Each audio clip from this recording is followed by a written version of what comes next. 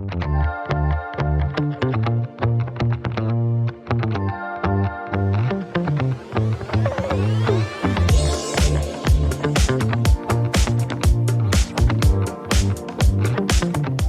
afternoon, everyone.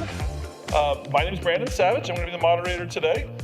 Before we do the introductions of our panel, we have another sponsor for today's session, who's actually going to be on the panel with us as well, but I want to give Mike a chance to tell us a little bit more about PointCentral. So Mike, the podium is yours. All right, thank you, Brandon. Thank you, TechHome, for having me here to say a few words. I'm gonna walk the line. I don't wanna give a commercial here on PointCentral. I've sat in your chair, and I know that it's sort of an eye roller, but I'll just keep you informed about what we do and encourage you all to come visit PointCentral at our booth to talk a little bit more about what we do if you have some questions. When John had asked to come up and sponsor, he talked about what's the future really of the multifamily prop tech experience.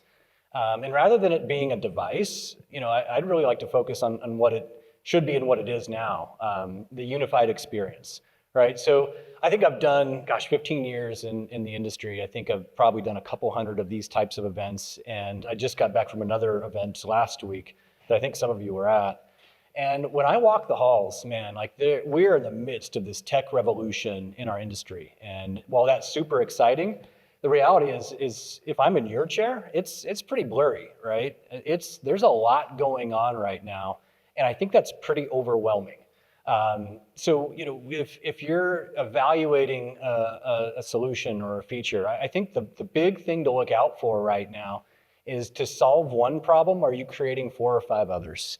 And that's what we want to avoid. So, how do we bring this into focus? That's what we're really focused on at PointCentral. So our parent company is Alarm.com. We are hyper-focused on delivering smart property technology solutions for the rental industry. Alarm.com, our parent company, has been doing this for 25 years, providing security solutions in the residential and commercial space. We look at this, and forgive the humble brag, but it's important. This type of technology, and some folks that I've spoken with, we talk about pain, and that's kind of like the salesperson's cue. Tell me about your pain, and nobody wants to really reveal that. But for me, this is all a big jigsaw puzzle, and let's just throw our pieces on the table and figure out how to solve some problems. That's what I want to do. That's what we do on this panel here as well. But what I've found, tried and true, is we look at the adoption curve right now. Our early adopters in smart property tech, they've moved. We're in what we'd call the big middle right now. And the big middle, what I hear all the time is folks, they're reluctant, they're hesitant. They don't want to move forward with someone that maybe won't be around in a year or two. There's a lot of that going around, right now as well. So give me 10 seconds to humble brag here, but the PointCentral Alarm.com solution, look, it's been around for 25 years. So we want to be really, really committed to delivering a reliable, stable solution that will be here tomorrow. That is really important. This is that rare technology that when you implement it, okay, if something goes wrong, the phone rings 300 times, right? Nobody wants that. That's why the reluctance is in our space right now. People are nervous. So the big middle won't adopt until they're comfortable. And the way to do that is through unifying the technology, okay? So this is kind of a table setter for some of our panel today. We want to focus on, feel-good tech, but also unifying tech and what works for the building, for the owner, operator, and for the resident. We got to get the triple win, right? So when we focus on our solutions, what we want to do, we do tech design. Usually, folks are looking to solve one, if not some or all of these problems in kind of one swing, right? What we don't want to do is have 12 different apps that solve 12 disparate problems. Now you've created a brand new problem, which is tech fragmentation and sort of app fatigue, right? Avoid that. And I think that's part of our reluctance here. So, briefly, what does PointCentral focus on? A lot of times it starts with access control, right? This is how resident staff and guests get through the building seamlessly to get to where they're supposed to go at the right time. So meet people where they are, get them access to the right spaces in a safe, proper way.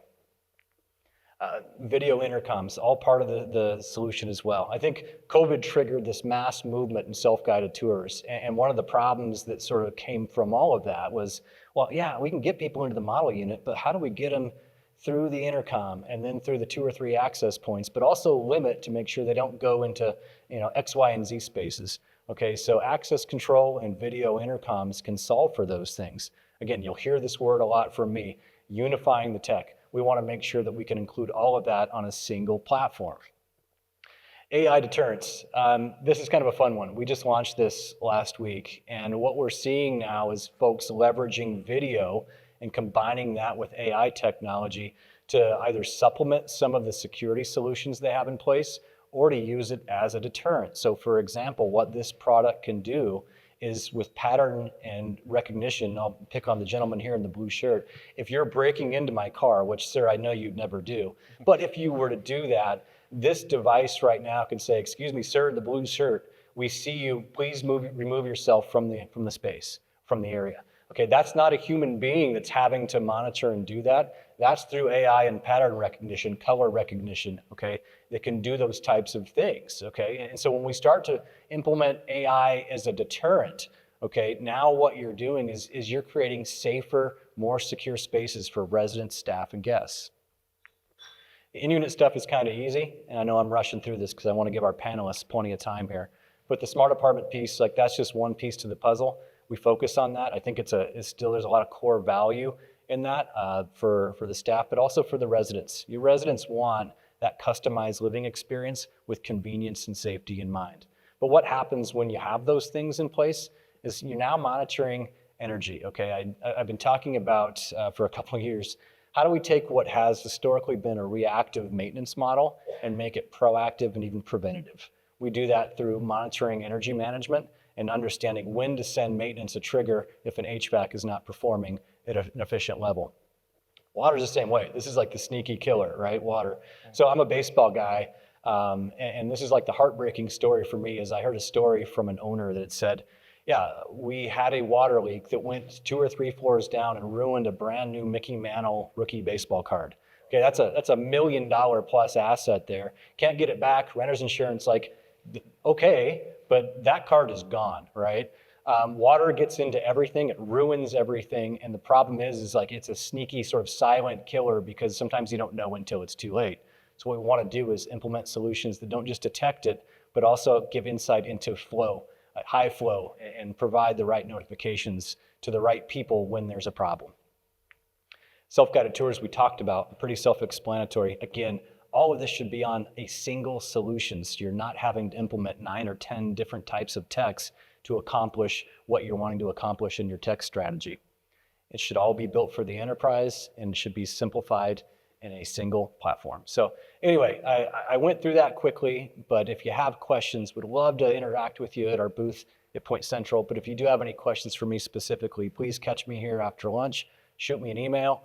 I'd be happy to chat with you. Thanks for your time. I look forward to our panel here today. I'll just add a personal testimony. I've spent the first 2 decades of my career in the electronic security industry, as I mentioned, kind of the ADTs of the world, and first started interacting with Alarm.com probably about 2005, and saw them grow as a company. When he talks about that in-unit experience, just what the residents are going to experience with the app and the experience, I honestly can tell you, because I've seen all the other products that are out there over 2 decades, Alarm.com does it the best. And if there was someone who was going to create a multi-tenant solution that allows you to be able to not only have that experience, but now to be able to have an administrative console to manage it, I would give 2 thumbs up from my experience to Alarm.com and PointCentral. All right, moving on to our panels for today. Let's do some introductions. We'll start off. Mike's already introduced himself, so he's off the hook. But Kelly, can you introduce yourself? I am Kelly Cox. I'm the National Strategic Partnership Manager for ADT. ADT just celebrated their 150th anniversary in this industry. I have been with ADT myself for 20 years and fall under the multifamily umbrella, also focusing on build to rent and single family rental. And if any of you here in the audience know what ADT stands for without looking online, you can have my dessert afterwards. That goes back to 150 years. Okay, Taylor, if you can introduce yourself. Yeah, of course. I'm Taylor Whitaker. I'm the founder and CEO of PropTech IQ. We're a sales enablement platform that works with the vendors, but ultimately our goal is to provide transparency to the owner operators. So prior to this company and founding this about 5 years ago, I actually started at Alliance Residential Company, leading their innovation department and helping bring smart home technology into multifamily. Following that, then went to BH Management, did the same thing, but my primary responsibility was helping our owner-operators and the check writers, I would say, better understand the value that these technologies bring, like smart technology, but like other things as well, like package delivery and even more. So that's what we do, and that's really what our primary focus is working with vendors like ADT, PointCentral, and the like to help you guys better understand what value they're actually bringing to your assets. So this kind of represents the tech and service stack of the topic we're going to mention today. Our last individual, Sam, is representing you. So Sam, can you introduce yourself? Certainly. Sam Woodburn, I'm Director of Building Intelligence at Fairfield Residential. I am, I guess, the voice of that middle today that Mike spoke of, probably peers with a lot of folks here in the audience. So I think one of my asks here is, I don't want to speak on behalf of this group, obviously. I think kind of want to share my perspective from sort of Fairfield's seat and how we look at some of the decision making that goes into these things. A little bit about Fairfield. We're roughly 42,000 units of multifamily, 30 different markets, 1,400 Fairfield associates, approaching 200 assets, and we're on a strong growth trajectory. We've delivered about 3,000 units of new construction per year for the last several years, and quite a bit on the acquisition side as well. And kind of where you positioned in the market, so our audience can kind of know where you're coming from. And like you said, we want to get your perspective, and then at the end of each section, I'll also open up to you, as we've done in the past sessions, for you to ask questions as well from your perspective. Yeah, sure. We're distributed in a lot of ways, both geographically and asset-wise. So you can kind of see from the map up there, really strong presence in coastal markets, across the Southeast, not so much in the Midwest. A little bit in the Rocky Mountain region. And then on our actual asset side, it's, we have market rate podium deals in urban centers. We have garden style in more kind of suburban markets. And we actually have quite a bit of affordable, close to 20,000 units in the portfolio are affordable. Terrific. So as we look at our topic for today, I did the sneak preview in this morning's session. We're talking about feel-good tech. I want to make sure we're all engaged in this, because I know there's a tendency to be like, oh, feel good. Like, why are we spending money to just help people feel good? Tomorrow, we're going to dive into more of Gen Z and the kind of their thinking. And we heard this morning the expectation that technology is there, but it is more and more important for tenants to be able to feel that they're living the experience they want in their residence, and technology can help provide that. Now, with that as a initial foundation, as we kind of look about the different areas we're going to talk about that, there's a little bit more to feel good, and we're going to look at some different perspectives, not just the renter. Then we'll talk about navigating the landscape, hopefully bringing some of that blurriness into focus. Then we'll talk about some of the concerns with implementation, and then we'll try to look a little bit into the future as to what might be coming down the pipe in this area of more ways that things can feel good. So when we start off here looking at feel good, I'm going to throw my first question really to any of you. What constitutes feel good technology especially in the context of multifamily properties? What's kind of your view? You want to go first? I'd love to hear Mike's thoughts, to be honest. Okay. Oh, wow. I see those churning, There's the hot potato. churning cogs over there. I'd almost look at that graphic there and turn it upside down. I don't think we get to the resident until our owner operators and our staff feel good about what's being implemented. Otherwise, it'll never get there. And I think what I would lean into on this is really creating safe, secure spaces. I think there's a feel-good component to that. I think a lot of times we want to think about feel-good as the next device. Again, the next gadget, the next new wave, and it's important that we keep an eye on those things. But from a practical matter, right now, creating safe, secure spaces is in the top 2 or 3 on all the surveys that go out around You know, what's important to our residents, what's important to our staff members, what's important to the building owners. We have to have secure, safe spaces, and tech has been a great enabler of that, whether that's through monitored security or AI talk-down type solutions. Some of the monitored stuff that Kelly's team provides has been, a big mitigator of squatters and folks that are disrupting leasing offices. So I'd probably start with that. I think that for owners operators, saving money feels pretty good. And by being able to control the asset for water damage, vandalism, squatters, energy efficiency alone, being able to have some control over the threshold that your temperature is going to be, that thermostat's going to be under control in those vacant units and under construction units in particular, that's a huge moneymaker. A particular overlap to our discussion yesterday afternoon about energy. Absolutely. Yeah, just really to echo what you guys said. I think it really is first understanding what are the challenges the owners and investors are having, and ultimately if they can do what they are looking to achieve better, of course that trickles down to the operators, then of course the residents at the end of the day. So how do we provide residents with something that's going to make them feel good? I very much am a believer that good technology they should never recognize is actually there. It's something that's happening in the background. It's something that is making sure that the right things are happening at the right time, but they shouldn't have to think about it. That is the point of these platforms to exist. So I think Simple feeling to good, use. absolutely. Feeling good to me is waking up and knowing things are working and I'm not having to do anything, right? Because it's like, I'm in IT, right? We've all been exposed to technology, but they typically get the call when things break, not when things are going well. And I'm a big believer in not hearing anything is not a bad thing. That's a fantastic thing. Things are running as they should be. It is interesting from a technology standpoint, because I think we're kind of in some of the same generational cohort. I remember having to help my parents with technology, but now I feel like I'm having to help my kids with technology because I'm right there in the middle. They don't know the underlying stuff because they're so used to it just working. Absolutely. So absolutely. Sam, anything you got? Yeah, I mean, when I first saw the sort of the headline for the conversation, my mind it sort of immediately went to like, indoor air quality sensor, that type of stuff, sort of resident health. I feel like I'll walk back on that question quite a bit, and really my view is kind of pretty holistic, really. And I think that's also the challenge, right? Is you kind of look at all these things, and to create that experience that really is feel good, it's that full stack of everything.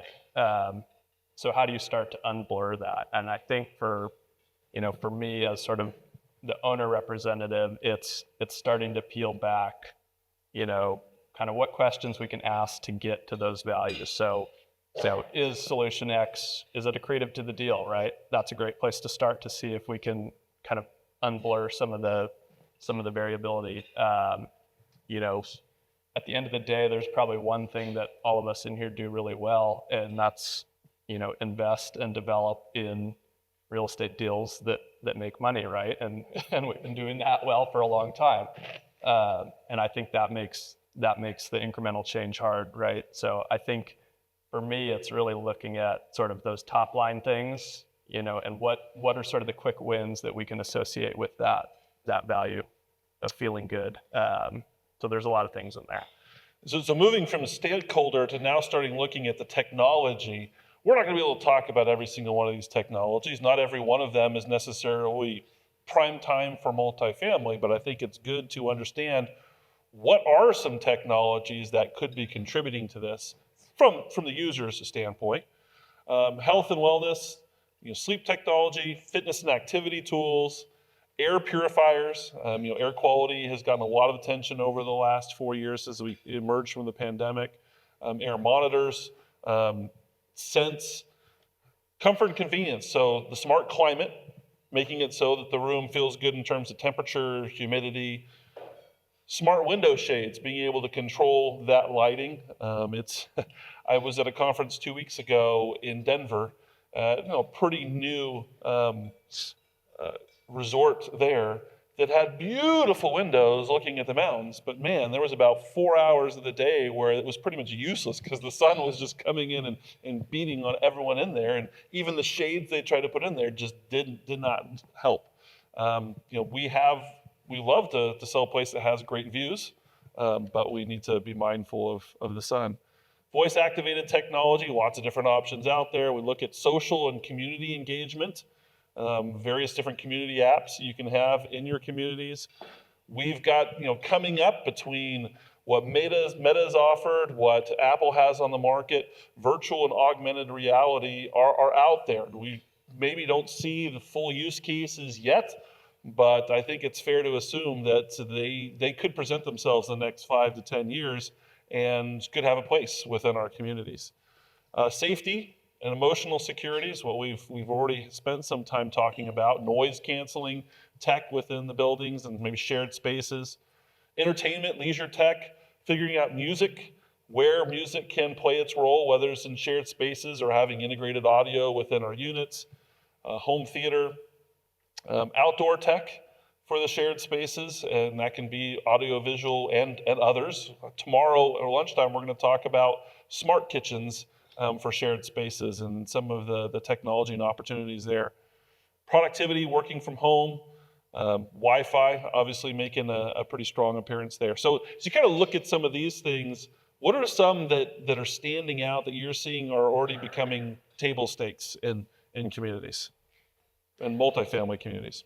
Can we get your opinion first? Yeah. I know we're totally wanting to hear you at the end, but I'm really curious looking at this list. No, I think some of it goes back to what I was saying, right? And it's, you have this laundry list menu, right? So you have to pick and choose, as much as we'd love to kind of do everything on there, does it all make sense in a realistic way? So things that add value, I think one thing that can be really helpful is look at certain signals for where, outside money flows into certain solutions, right? So you could look at, say, groups in private equity that are willing to back bulk Wi-Fi, right? So if outside money is willing to invest in that, that's a pretty strong signal that, not only is there probably a good return on it, but we can also enhance experience. So I think areas like that, there's certain signals if you look that you can kind of start to prioritize things. And again, not that we wouldn't want to do most of these things, but when we're in a bind, a lot of the times it's what does the financial impact look like? So you guys don't really have a stack, I guess really more so I'm curious, is there a unified approach to how you're approaching these deals that you're constructing? Is there kind of a wish list of what you want to include? And if it makes financial sense, that's what gets the check? Or is it like... Certain things, right? So like bulk, I would say on all new developments, expect that there's going to be fiber. It's going to be, 1 gig symmetrical. And that's kind of a standard, right? But outside of that, things might get a little more opaque. Certain things, access control, an integrated system, that's important to us, right? Oh, yeah. Package management, I think most of us have talked about the challenges there. Again, I would call that table stakes to have some sort of solution. Smart blinds, that's where we start to get into a little bit more gray areas in my mind. I think there's this inherent sort of obligation to create safe, secure spaces for, in our industry. And that's what I love about what we're doing here is that there's nobility in providing housing. Like it's needed. It's a really hot topic right now, especially with affordability and lack of inventory, et cetera. But if we talk about creating safe, secure spaces, here's something that's resonating. One, is it making money? Is it saving money? Is it differentiating your community? Something that we're getting a lot of great feedback on is this sort of follow me technology. Think about student housing. Think about maybe your parking structures require a decent walk from point A to point B, and it could be dark.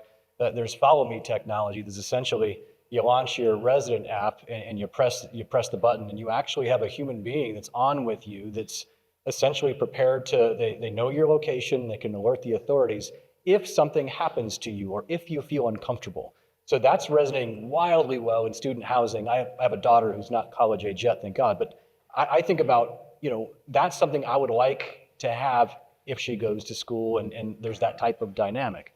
I think about our female audience that there could be there's nerves there about not feeling good at nighttime if you're taking this walk from point A to point B and it requires, several turns around the corner. And if you don't provide that safe, secure space, as an alternative to that, if you're maybe in a challenged community, that follow me technology is really, really resonating. And I think technology is beyond the hardware. Most of new construction that we see has smart thermostats involved or installed. It makes sense to do that. Oftentimes a smart lock is installed. It makes sense to do that. Kind of behind the scenes that I think it's missed is predictive maintenance. So with this technology, especially with AI involved, predictive maintenance to know that like, hey, the furnace filter needs to be changed. This system, the furnace is short cycling. It's going on and on. Something is going on there. Let's resolve this before it becomes a bigger issue. So this is all great technology. Some of it's going to stick, some of it's not. But I think that what needs to be a spotlight put on it is what's happening behind it. That's not only going to generate money for the owners, the investors, but also to save money. Yeah, I think when you talked about leaks detection, anyone who's had damage within a multifamily unit knows that can add up very, very quickly. To have that ability to predictively, proactively respond to that before it becomes a $100,000 plus issue has value. To your point about maintenance, being able to not just wait until the batteries have died for the door locks, but to proactively say, okay, it's at 20%, we're going to create the system will create a service ticket for that tech to go out and to replace those batteries. That has real value when it comes to your bottom line. Yeah, I completely agree with that. I mean, I think you have to put a lot of thought into what experience are you passing on, right? So, and that's in who you partner with and who you pick. So if you decide to go 10 different ways and pass on 10 different experiences, you have to live with that, right? And that sells something else. So yeah, I think that gets us a good segue into our next section where we're talking about navigating that landscape. There's a lot of landmines, and if you don't want your residents' smart home app to look like this, where you've got 12 different apps like I do because I'm an Brandon, early we adapter. gotta talk after this, man. What are you doing to yourself? I see the cool new tech and I gotta try it out. And I love integration, and if I could find a company that can do it all, let's talk about it. But absolutely, you don't want your residents to do that, and you don't want to be doing that from an administrative level. You don't want to have to go into one solution to look at your smart thermostat data, go into another solution to manage your door locks, and then have to figure out how to be transferring that data back and forth between your property management system. What's even better is when the technology integrates with your PMS, and then you don't have to do anything. There's no heavy lifting for you. Right. Because that's the key. I think the shift is beyond just hardware, like you said. So problem one, how do we get all the smart devices to talk to each other? Problem two, resident wants to pay rent from the same app that they do something else from. So it's pulling both those pieces together. And that same app, they also want to be able to get access to their gym and their pool and their amenity center and to their gate. There's so much technology that's available that can really put it into one app for that and living in that resident experience.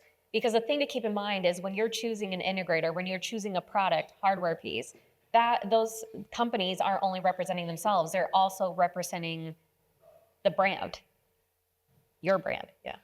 So I think just recently you guys were both at OpTech as you were going there and kind of viewing the landscape there. What thoughts or input do you have when it comes specifically to how clients, what type of obstacles owners and operators are going to have when it comes to trying to integrate a solution or multiple solutions onto their properties? I think you start with what problem or challenges are you trying to solve? What's important to you there? And then I think you start to build sort of this tech strategy from there so you avoid that landmine of 9 different apps for 9 different things. In fact, I think it's really interesting that you launched that because I think for a long time, and this still exists, the single family or the owner occupied environment is sort of like the test environment for smart home, right? Because you can tolerate that, just you and your family, because that's your house. Yep. From an owner-operator perspective, think about a 300-unit building. Think about a portfolio of 30,000 units. It's a whole different animal. In fact, I think multifamily gets sort of a bad rap for saying, "Oh, we're slow to adopt." Well, there's a reason for that because it's 50,000 people, not a family of 4, right? So I think that's why in the design phase, it's what problem are you trying to solve, and you start to work through that. And then what problems, budget-wise, are you looking to solve a year from now? And you start to build this strategy. And then once you have sort of this solution design, I think the next step there is, let's talk about communication. How does it go at the corporate entity to make sure that it gets to the on-site level, that the staff and the residents are all using the technology from how we drew it up from the design phase? Because there's a big disconnect there sometimes once you roll something out. And we have groups that say, gosh, we just invested in this solution, but our engagement is down. Well, why is that? What happened during the kickoff? So again, identify the problems, find the right partners, and then make sure that the communication for the rollout is really synonymous across all stakeholders. Anything you add? The only thing I would add is, and we saw this early on when builders started adopting technology, is getting stuck in that hole of these really cool products that are available. And we want to put in this lock and this thermostat and these lights, but they don't speak to each other. So the danger of choosing products that are proprietary and not having, as the owner operator, not having the ability to utilize that technology the way that you want to utilize it. Being in the residential electronic security industry for a long time, it was always interesting to see these upstarts that would come up with their proprietary technology, and you try to tell customers, like, yeah, it looks pretty slick and stuff, but do you think they're going to be here in 2, 3, 4 years? Because we see that cycle where 5 years later, and I think there was one in the news just in the last 6 months, a pretty major player, I can't remember who it was, where they're deprecating all their stuff out in the field. And it's like, that you don't want to be, it's hard enough being, again, a single resident home that's having to deal with that versus, however many tens of thousands of units, and now you've got technology that has gone obsolete because your partner is no longer supporting it. I think working with a partner that understands the landscape, we're talking about navigating this landscape, but understands the landscape and what's coming next, what's coming in the next 2 years, 5 years, 10 years, 15 years, what that technology looks like and how it's going to adapt and grow. Because it's a scary thing for owners to invest in technology and in solutions that, like, oh, well, this works today, but in 3 years, is this still going to be relevant? And in 5 years, when the landscape changes again, how are we going to be able to utilize this technology that we invested in for our residents, the resident experience and the property manager's experience, and how is it going to be able to grow? And it's a scary thing. That's why it's relying on the subject experts in the space to help navigate that. Part of our duty and due diligence is not to just look at the solution sets, right? But it's to look at the company and their business model, and I think really drill into that. And I guess the one thing I would just harp on is, like, the details really matter, So if I'm looking at EV companies, right, like, I don't maybe necessarily want a venture-backed company, right? Like, it's hardware, it's a long sales cycle. Like, how are they approaching their go-to-market? I think it's super important to drill into those details. Yes, the hardware has to be great, interoperability is great, non-proprietary is great, but, like, how are they really bringing their product to market? That's a huge piece of the puzzle. I love that. And I'll tell you, back in the day, I used to get a lot of flack about it, but at Alliance and BH, when we would be vetting new vendors, I would always ask them about their 12 to 18 month growth strategy as a startup or whatever they were. And if they were talking about, oh yeah, we want to build and we want to sell, I'm like, all right, cool, no thanks. Because we were looking for longevity. It takes too much time, energy, and effort to invest in these systems to be getting caught up in an acquisition. And I continue actually to get calls even to this day from owners that adopted solutions that are no longer being offered in the space. And they are concerned, stressed, scared, all the above, because they're like, we have all this hardware deployed and we have nothing to do with any of it. So what do we do now? Right. And that's where, I think there's so much noise, but it's mainly because these salespeople, they get you hooked on, hey, you want this shiny new toy. Don't think about your problems. Don't think about what this is going to do or what it even is going to change for you. But you should buy the shiny new toy. And I think that you guys really can push these vendors and have them give you pretty much as much transparency as you want, but you have to be willing to dig at the end of the day. So not to get off on a tangent, but I think that's overlooked often. No, I agree with that. I think sometimes it's the idea captures 99% of our attention. 99% of the work is actually downstream, right, in the execution and the details. Absolutely. The rollout, like we're talking about, do you have a partner that's invested with you? After they prop up their solution, Are they going to stay around? Are they going to help you out? Are they going to be available when you call? Absolutely. 3 weeks ago, I was with a group of students that were in a case competition in Cedar Rapids, Iowa. And the case competition was sponsored by Collins Aerospace. And the focus was on supply chain and logistics. And one thing that kind of blew my mind, because I've spent so much time in kind of emerging technology, and you're talking, like you said, 12 to 18 month windows, and maybe you've got a 3-year plan. They had asked these students to put together a 10-year plan. And I was like, why are they caring about 10 years? Well, they're making products that when it goes into a Boeing 757 or into an Apache helicopter, it's expected to work for 50 years. Yep. And they have to go through all their suppliers and be like, okay, we're making a commitment to, if you're going to be our supplier and have a part for this, like you have to guarantee that you're going to have that part for us for 50 years. They sit on like $300 million worth of inventory that their biggest expense is they have to make sure they dust it off occasionally for when they need it 20 years ago. I talked to a buyer who's like, yeah, I just put a purchase in yesterday. It's an 80-year buy. I mean, it's just a completely different mindset than what we have today. But I think it does communicate the fact that we do need to think a little bit more long-term in stability. Absolutely. I just think it gets too lost in the cool new shiny bauble. Because I mean, it's like, I don't disagree. There are some really great technologies out there and they're exciting. But I mean, I just think about, the guy in the back of the room that's like, why would we want that old technology? It's been around for 20 years. It's like, yeah, and it works every time. I would rather have that in my community than something that's new and up and coming, just because, again, you think about the feel-good component. If I am a resident and I am living in one of these communities that is adopting technology, I'm not feeling very good if I'm going through a negative, technology experience because I've gotten caught up in the middle of a decision that I had nothing to do with. Some person in an office made this decision, and now me, my family, my dog, my kids, I have to be uprooted and inconvenienced, and that is a complete counterintuitive approach. And I think feel good, like I said, it should not be really any sort of friction at the end of the day for that resident. So hopefully we haven't scared you away from actually making a decision and acting, even though we have kind of tried to give you some warning. So before we move on to the actual implementation process, I want to ask you, if you are finding yourself in kind of the decision making, you're trying to decide, should we move in and then add one of these particular features? What questions might you have for this team up here when you're still in that decision making? Should we, shouldn't we? What partner should we be looking for? What questions should we be asking? So changes, I'm just going to repeat that real quick for the recording. So change isn't easy, and what's the pain for the gain? You really need to understand what's the gain for the pain.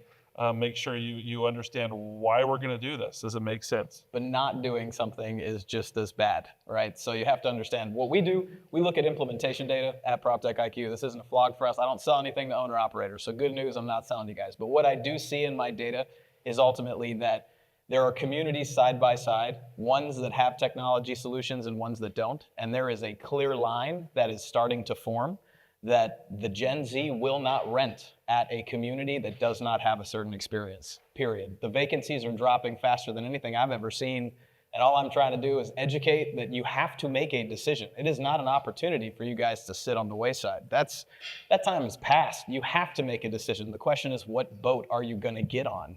Are you gonna get on a boat that's a cruise liner is gonna make it to the other side of the ocean, or are you getting on a rowboat that's telling you that, oh yeah, we're gonna build a bigger boat on our way to England? Like, nah, I'm good, bro. I don't wanna be on a rowboat in the middle of the ocean. You know what I mean? And not to put it, in a blunt fashion. Has anyone broken it to you how Titanic ended? I know. I just want to make sure. Get on this cruise ship. That's fair.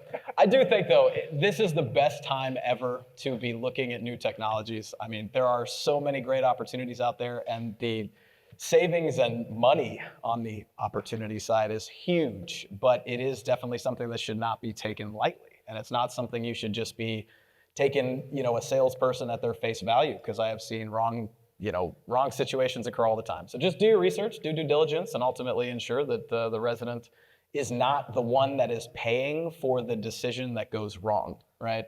That's really, at the end of the day, I think what all of our responsibility is to that resident and ensuring that they have a positive living experience. And if you aren't yet convinced about this generational shift that is happening with Gen Z, both of tomorrow's sessions, I promise, will change your perception. There is a fundamental change in how decisions are made for this generation. And not only are we going to talk about Generation Z, we're actually talking about the next generation that's coming after them. They're only 5-6 years away. You may not even know what the name of that generation is. I'm not going to tell you yet. You're going to find out tomorrow. But they've been named, and they're the oldest of that is already 12 years old. They're going to be making decisions in your markets in 5 years. Yeah. Okay, it is coming. It's real. Yeah. My advice there would be just don't wait, right? I started at Fairfield, it hasn't been all that long. It was 2022, and my feeling then is, it's great. Fairfield's thinking about this, but late to the game, right? I don't actually think that that's true. Kind of in hindsight, I think now is actually a great time. If you're looking at the next new development cycle, which is, we're kind of kicking the can, right? From the time that we're going to put something on paper to a resident's going to touch that, if it's a hardware thing, probably 3 years, right? It might be 4 or 5. So in terms of just renter resident preferences, 5 years from now, it's the things we're talking about. It's here, it's now, and you got to build that time into your planning. Yep, I'm sure a lot of you have kind of been sitting on the sidelines for uncertainty, and we've got clarity today. We're the day after election day. We've got a clear picture of what the next 4 years are likely going to be like, whether we like it or not.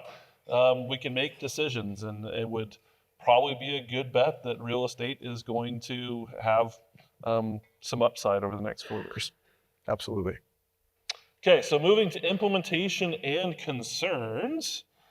Make sure I've got my spot here. Okay, so I've listed off a whole bunch of potential concerns here. I'll kick this off with a question to Kelly. So technologies like smart lighting, air quality management, smart home automation, how can they be integrated effectively to make sure you're getting those tangible benefits? What does the implementation process look like? This is how you've got to make sure you're rolling it out. Number one is design. It has to be designed for that community, for that, for your target market, how your end user resident is going to utilize that technology. Designing it in a way so that that technology really works together. So you don't have the 12 apps. Man, we need to talk about this. We can talk I have afterwards. concerns. But making sure that the technology is working together and speaking together, and that it's future-proofed. That when that technology, that next generation that's coming, that they can utilize that technology and add on to that technology. Training, education is key. Rolling out technology into a community or into a market, and not having the integrator or the partners that have an education process in place. You want to choose someone that's taking that heavy lifting off of you. You're not the technology experts. It's not something that we want to put on you, or that the owners want to put on you or on the local teams, and making sure that it's installed, serviced, monitored, managed the right way. What did I miss? I think you covered it. Yeah, I like what you said there. I think technology without service is going to equal a nightmare, right? So you have to have not just tech that you can rely on, but also that service component to where if and when something happens, you have somebody that can address that. So that's hyper important. I'm interested in Taylor's take on kind of cost versus value. But I'd just reiterate. What am I trying to say? Reiterate. It's been a long 2 days. It has been a long 2 days, a lot of travel. I'd reiterate that when you're working with a vendor or kind of interviewing them, make sure they're a guide, right? It's funny. I get this kind of funny thing about being in sales, and again, I think it's puzzle pieces. I don't think it's convincing you to do something you don't want to do. I think it's providing you guidance and insight and expertise into where you're trying to go. And I think there's a very clear line there. And as we get further and further into tech adoption and multifamily, I think we're more partners than we are, vendors versus owner operators. I think we got to work together on this thing, because these implementations can be complicated. So we need to talk about like the good, the bad, and the ugly. Like What are the challenges? What do you have training and enablement? What does that look like when you roll out different types of tech? Let us understand that so we can get as much information on the table before someone shows up at the community for an install. And your property staff saying, wait, who's this? Why are they here? And maintenance is concerned about what's going on the wall. They're very protective about their facilities. So definitely look at that as a partnership because it's long term. This is not dating. This is a marriage, right? So with that in mind and knowing that there needs to be a good plan for implementation, for training, for deployment, for everything that helps set you up for success, obviously the vendors want to move fast. What is a reasonable time frame for trying to make a major change in one of these areas? Pick a technology. Is this a 3-month deployment? Is it a 6-month? Is it a 12-month? What do you recommend to make sure that you're checking all those boxes thoroughly? I think it depends on if the owner, the operator has technology in place already. That's a different conversation. And that's also a different skill set. So if the property managers, if there's technology already on site, they're already working with that technology and comfortable with it, how is it working for them? And how is it working not only with your bottom line? Is it saving you money? Is it generating additional income for you? But is it working? And is it working the way that you originally sold that it would work? And what kind of headaches is it bringing on? What isn't working for you? And what problems are you seeing today that this technology isn't solving? So just to do a quick poll of our audience here, how many of you feel like we've got a technology hub or we at least got the platform that we can then add new ones in? How many feel like you've kind of got that figured out? 2 hands. Okay, so the rest of you are saying, I don't feel like I've kind of got that base yet.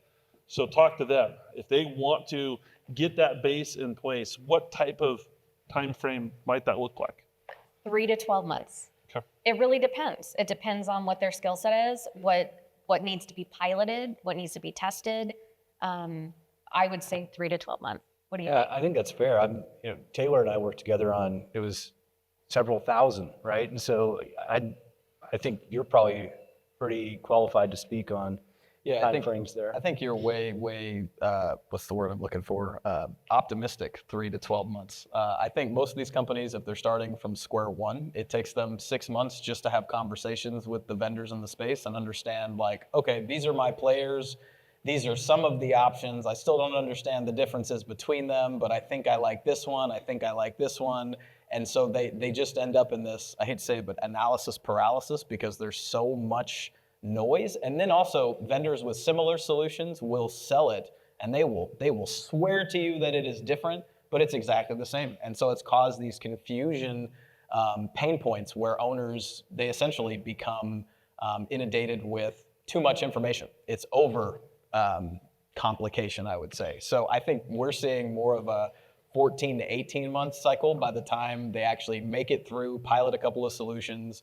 And that's assuming, of course, that they don't leverage any sort of data on the front end. If they're trying to do it themselves, analog everything, it takes about 18 months at the end of the day. Well, one thing to point out though is it a property or is it a portfolio, right? 'Cause Right. We've done things Absolutely. in 30, 60 days, no problem. But if you're talking 50,000 units, that's a whole different strategy that takes, that's multiple conversations, right? And I'm sure Sam would agree that how many conversations is that, Sam, for 50,000 units, right? Honestly, that's one of our biggest challenges. I think, some of my early conversations were, Fairfield, 40,000 units, great. And I think That's how they all think too.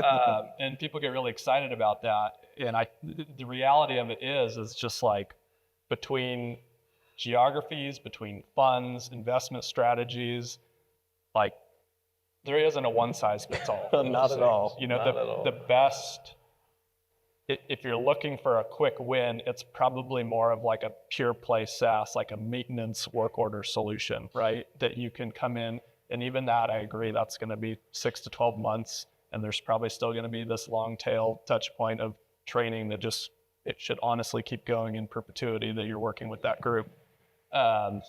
If it's something with hardware, this is the challenge, is that it really is drilling in deal by deal a lot of times is what we're doing. And I thought that, the conversation yesterday was interesting about EV because I look at that and it's great, monetize EV. I think it's easy to say that thing. It's another to kind of drill into it and do the homework, right? And there's a lot of solutions where it's just, it's the tail is chasing the dog on costs, right? And you never actually see that ROI. It's escalating software costs, it's hardware, and it doesn't end. So, that's why I sort of say really look at the business model of the person you want to partner with and drill into that, because there's differences. Absolutely. And I just want to touch on, there are enough implementations live in the field today that there is data out there that you don't have to take the word of these companies, whether or not they actually provide value. That's actually why we exist, is to help you guys see that we've performed the resident retention and conversion analysis, and we can tell you essentially, can a solution like PointCentral or ADT or SmartRent or any of the, whoever it is at whatever asset you're looking at, we can see, is that actually going to help that community? Because it's not one size fits all. And in Texas, it may make sense. It may not make sense in New York. It may not make sense in South Florida. Who knows? You know what I mean? But ultimately, it is different in every market. And so it's very important to understand your market, what the goals are that you're trying to solve for. And then, of course, also, I think not having a single solution, but having a couple of like best in class that you can lean on and know that they're going to come through. It's always good to have, multiple choices. Yeah, I would say, for the folks that are like Fairfield, if you have these different product types, like by all means, invest the time in coming up with your preferred solution set for that product type, right? I think by and large, you can make better matches. If you have a luxury type product, it's going to be this. If you have a suburban garden style, it's going to be this. And that's a good starting point. So I'll go just a little bit off script, maybe spend 3-4 minutes total. So this may become more bullet, quick fire between each of you. You mentioned pilot programs. What are some key elements of a pilot? Because I see that as an opportunity that if we have so many that don't feel like they've got a solution in place, maybe the next stage is, okay, well, let's at least try to pilot something to see if we can get it to work. What are key elements to a pilot that you would give? And then you can share either successful pilots or nightmare scenarios you've had. I think everyone here probably has both. Depends on the product, but I'll answer the question. If you're looking for smart property deployment, in unit, the only thing I'd caution on a pilot is if you do it in the one unit that's overlooking kind of the garbage, drop, and you're trying to fill a unit and lift rent, like, don't do that. You're not going to get a true representation of the technology. You actually have to, make sure the staff and the residents that are all engaged and they all truly see the value of the operational efficiencies and the integrations, where you're not going into the smart home portal because everything's done in Yardi, and then the integration takes over, and now your staff isn't having to lock down the unit upon a move out, and the thermostat's automatically set. Like, they'll start to feel that time savings and that efficiency if you have a whole building. So do you jump into the whole portfolio? No, probably not on a pilot. But I'd caution you to say, hey, let's go put it in one unit and see how it works, because then it'll just get lost. So you're saying, is there a minimum number of units, or you Yes. need to do a whole? Okay. Yes, the minimum units is the whole community. That is literally absolutely. So yes. pilot, your recommendation is a pilot needs to be the entire community. Oh, absolutely. Okay. Absolutely. That's been for the last 8 years with any vendor. Anytime it's been a single unit deployed, there is never tangible, measurable, quantifiable value that you're going to see from that period. You're just not. And I think that a pilot looks different with a traditional apartment complex compared to a built-to-rent community. Absolutely. Those are two different things. But across the board, a successful pilot and a successful partnership always starts with identifiable KPIs. So what is the owner trying to get out of this? What are their expectations, and can the integrator meet those expectations? Clearly defined up front. What are those timelines? What's the bottom line? If we move forward, is the key, right? the measurement of that, because if we think it's a successful pilot and Sam's like, well, it was all right, well, we've obviously not done our job, because we need to be able to identify early on, what are your pain points? Sorry, the pain word. What are your pain points? What are you looking to do long-term with this solution? And what are you expecting from ADT? How are we going to solve this for you? And the same in the reverse. What is your integrator expecting from you? Okay. Sam. Yeah. I would say pilot's kind of become a bad word unless it has the forethought, like you're saying. I feel like we've seen both. We've seen thought out pilots that have turned into something bigger. We've also seen the pilots where, it's kind of like, okay, well, it's the more begrudging pilot, right? And it doesn't really go anywhere. So I think it's being level about, hey, what are we trying to do? Where is this going? Make sure you have those conversations up front. Don't just try something to try something. Okay. Before we move on to our last sections, any other questions you have about concerns and implementations, questions you have on how to, once you've made a decision on a product, or at least to try that product, rolling it out? Yeah, you're going to go see it on the exhibit floor. You're going to see a whole bunch of different players. So to restate the kind of two things. One, if we're have a unit and we're rolling out a technology that's going to cost us $1,600 per unit to roll, like how is that pencil out? What is the ROI going to be? And I'll turn to Tim to kind of talk about that. And the second is, how do you choose between all the different options that are out there? And I'll take a stab at that second one real quick. Now, you probably want to find another player that's kind of similar to you who's using it and talk to them and say, if you're talking to company A, have them give you a comp. Who's a current customer you have that meets my profile, has a building that's similar to the one we're talking about, and go talk to them and say, okay, does this really work? How long have you been with them? What is your experience? Can you talk about the ROI for a pretty upfront cost for technology? Of course. And I'll tell you, like the pilot issue, to me, that was always the biggest hurdle for the whole industry. When I was at Alliance and after auditing their whole portfolio and seeing that to make any meaningful progress, we had to invest millions in a pilot, it just seemed very counterintuitive.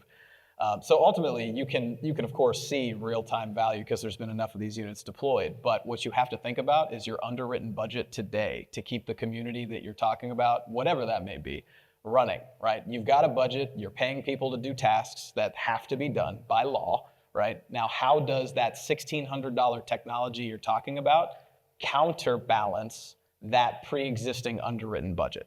And so ultimately, vendors do have the ability today, if they are willing to share their implementation data with a neutral third party, they can provide you with a report that actually gives you, without ever deploying a unit, what the real tangible benefit would be and whether or not you should consider a pilot. But ultimately, it's up to you to request that from the vendor and demand it from the vendor. But ultimately, outside of that, deploying it at scale and trying to measure it is really it's your best option, trying to figure out how does that underwritten budget get impacted. But there is impact. That impact is different in every market. And of course, depending on the type of asset, if it's a high rise, you have different challenges than garden style. But the technology does impact and intersect with that budget directly. And so if you can tell which solution, like for instance, I hate to throw brands out, we got PointCentral and ADT, right? So let's say PointCentral and ADT, you're looking at them side by side. By the way, we work together. I know. This is a horrible comparison. Let's say SmartRent, right? SmartRent and PointCentral. Okay, you have them side by side, and at the end of the day, they're similar solutions, but they don't do exactly the same things, right? So without flogging PointCentral, one thing they do really well is their HVAC analytic component, and I can tell you that's one thing that hits a piece of a budget from how do you maintain HVAC units on an annual basis that the SmartRent system would not hit. But there is an expenditure typically in the column of that community because you're going to have a certain amount of HVAC failures, you're going to have a certain amount of HVAC responsibility and maintenance required. And so really understanding how that technology impacts what you're already spending is what I'm getting at. There are real impacts, and it's just a matter of understanding where are those impacts to justify the 1,600, but it's not as big of a delta as you think it is once you get into the actual weeds. We're at time. Okay. So let me just kind of wrap up, and then you can, whatever you're going to say, maybe add that as your final thought here. I'll give you a chance to give one other sentence paragraph. So key takeaways.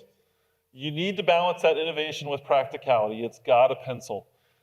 You have the ability to shift from cost savings to adding value to your property, and I'll even scratch that last one. I think based on our conversation today, I don't even think that third one is as valid as it might have been when I was putting the slide deck together. The opportunities are out there, and you have to act. One sentence, kind of quick final thought. Know your provider. Try to unify. Use a provider that's got a track record and that can unify the technology. 1,600 sounds high. way Yes, high. I was thinking the same Don't thing. spend that, Yeah. please. We'll get to that in a second. Yeah. Look for a model, again, track record, but technology with service. And I think that's important. Kelly? Work with someone that knows what they're talking about. I think there's a lot of companies, a lot of integrators, a lot of solutions that, like we mentioned, they're salespeople and selling you this is the greatest solution. But working with a subject expert that actually knows the technology and can create a solution that fits your needs, that's going to save you a lot of headache. Make a decision. That's the only thing I'll say. Make a decision. Look at your capital costs, right? Look at what you're already spending on certain construction items, things that you have to do already, you already have to put a handle on your door. Can you replace it with a smart door for the same or comparable price, right? And look at the operating costs. I think you can start to see things balance out. Well, terrific. Thanks for your patience. We went a little bit over. Give our panel a round of applause.